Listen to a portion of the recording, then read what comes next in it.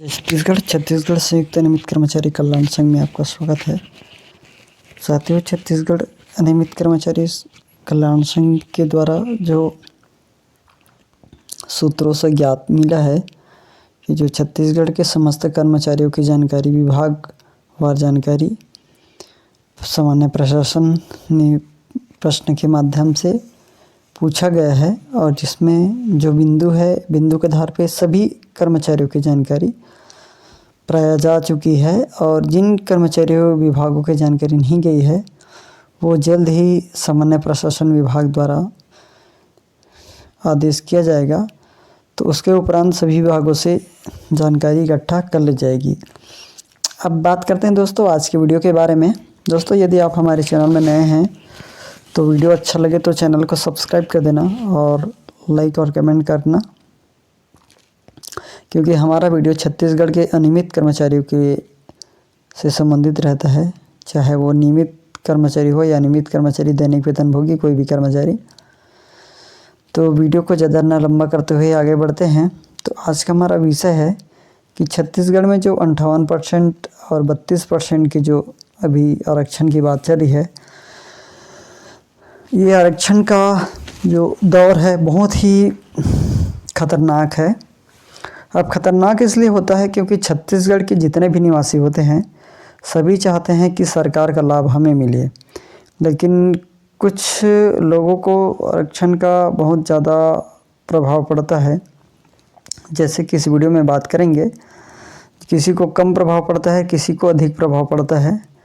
तो आइए भी इस वीडियो को शुरू करते हैं। साथियों, आपसे निवेदन है कि वीडियो को लास्ट तक ज़रूर देखें और यदि वीडियो अच्छा ना लगे तो कमेंट करके ज़रूर बताएं। कुछ सुधार की संभावना हो तो हम बिल्कुल आपके लिए नया सुधार लाने की कोशिश करेंगे। तो छत्तीसगढ़ में आरक्षण को बहाल करने के लिए नया कानून बनाने की राह आसान नहीं दिख रही है। कहने का मतलब यह है कि छत्तीसगढ़ में जिस प्रकार से आरक्षण का प्रावधान किया गया है, अब उसको बदलाव करने के लिए सरल सी रास्ता नहीं दिखाई दे रही है। मुख्यमंत्री भूपेश बघेल जी की अध्यक्षता में सोमवार को जो कैबिनेट की बैठक हुई, अब कैबिनेट की बैठक में जो आरक्षण पर नया कानून लाने की संभावना पर चर्चा हुई, जिसमें अफसरों की सलाह थी कि केवल 2011 के जनगणना के आंकड़ों के सहारे कानून बनाया गया।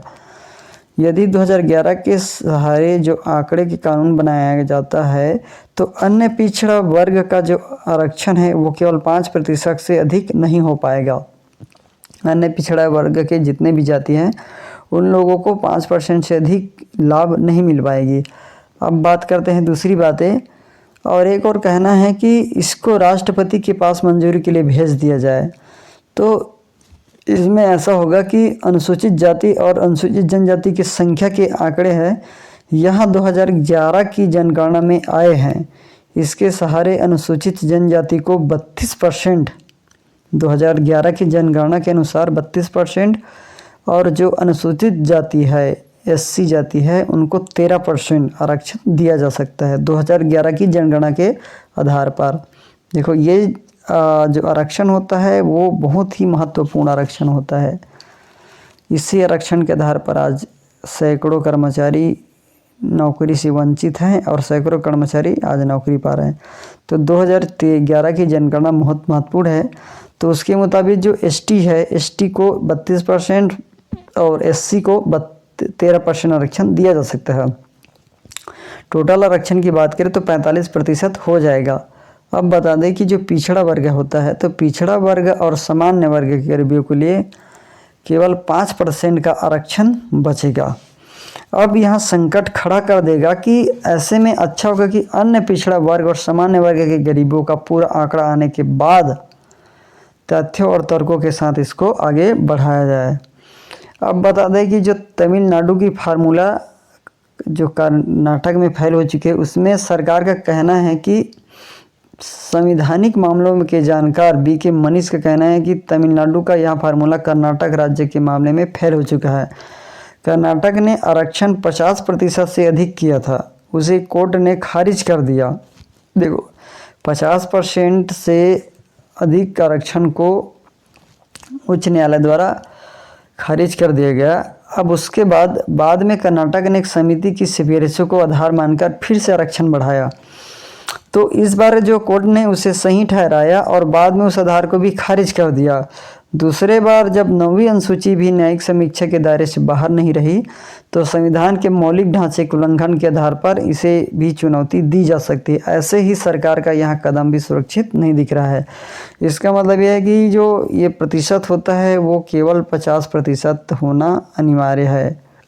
यदि 50% से अधिक होता है तो हाई कोर्ट के निर्देशानुसार वह नियम बहुत ज़्यादा गलत हो जाता है और कानून और संविधान के नियम के उल्लंघन हो जाता है।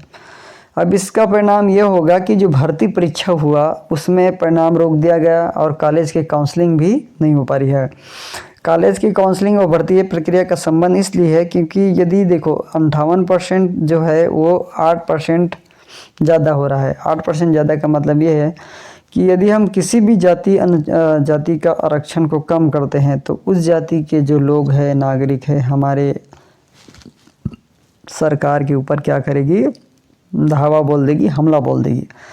तो आरक्षण पर विधानसभा का सत्र बुला सकती है, जिसमें मंत्री कवासी लखमा ने कहा कि 17 को कैबिनेट में होगी चर्चा, जिसमें राजनीतिक लड़ाई की जमीन तैयार। और छत्तीसगढ़ में जो हजारे भर्तियां थी उसने कोर्ट ने क्या कर दिया, रद्द कर दिया, जिसमें 58% आरक्षण को देखते हुए पीएससी का रिजल्ट रुका और इंटरव्यू भी टले और शिक्षक भर्ती भी अभी ब्रेक लगी। तो इस प्रकार से देखा जाए तो मुख्यमंत्री से 32% आरक्षण का अध्यादेश जारी करने की मांग, सरकार पर बढ़ाया दबाव, जिसमें सर्व जो आदिवासी समाज के दोनों धड़ों ने मंत्री विधायकों को इससे संबंधित जो 58% को लेकर जो टोटल 32% की बात कही गई है आदिवासी जो एसटी जाति है उन लोगों के लिए, तो ये जो है कर्मचारियों के लिए बहुत ही बुरा असर पड़ सकता है, इसकी संभावना है। क्योंकि देखो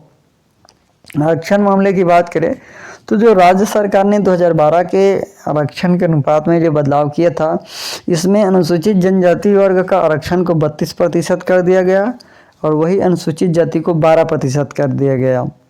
तो 12 और 32 का मतलब ये हो गया 30-44% हो गया।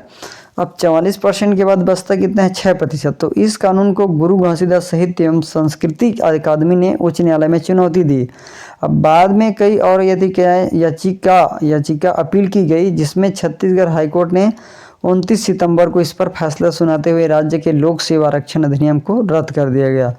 इसकी वजह से आरक्षण की व्यवस्था खत्म होने की स्थिति पैदा हो गई, जिसमें शिक्षण संस्थानों में भी आरक्षण खत्म हो गया, भर्ती परीक्षाओं का परिणाम रोक दिया गया और वहीं कॉलेजों में काउंसलिंग रोक दी गई। तो इन देखो जो आरक्षण होता है, आरक्षण का बहुत बड़ा महत्व होता है आम पब्लिकों के लिए, नागरिकों के लिए, कर्मचारियों के लिए। तो इसके बुरे असर के कारण आरक्षण के जो 58% के बढ़ते हुए देखते हुए कर्मचारियों की जो भर्ती है उसको रोक दी गई है। अब भर्ती रोकने का मतलब यह है कि हो सकता है कि जब तक ये जो आरक्षण वाला बातें हैं वो कंप्लीट नहीं हो जाता, उच्च न्यायालय से क्लियर नहीं हो जाता, तब तक जो कर्मचारियों की भर्ती जो भी प्रक्रिया है उसमें अड़चनें, बाधा उत्पन्न हो सकती है। दोस्तों ये तो रहा हमारी आज की जो वीडियो में छत्तीसगढ़ के जो कर्मचारी है, जिन लोगों को अभी उलझन में फंसा दिए हैं सरकार ने कर्मचारियों की जानकारी मांगकर।